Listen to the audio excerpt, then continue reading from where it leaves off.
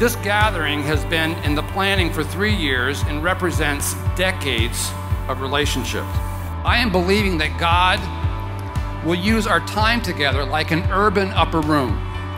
That just as God brought the disciples together in Acts chapter 1 and brought the nations together in Acts chapter 2, that God may create an urban Pentecost. Cities are growing at a breathtaking speed. 1.5 million people are moving into cities every week. It is the single greatest challenge and the single greatest opportunity facing the church today. This is staggering, and it begs the question, what is God up to in all of our cities? How do we respond? Movement Day is really about your city. It's about the stirring that God has placed in your heart for the kingdom to advance in your city. Movement Day is a bit of that. It's that we're all one family. It doesn't matter the denomination you come from, the background.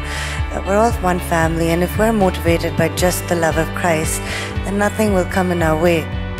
If God puts his hand on your life, and if he puts a vision in your heart, Paul said to Timothy, let no one look down on your youth. God is calling us to be very present within this new dispensation.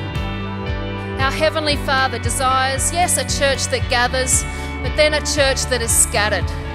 Scattered outside the four walls of our city.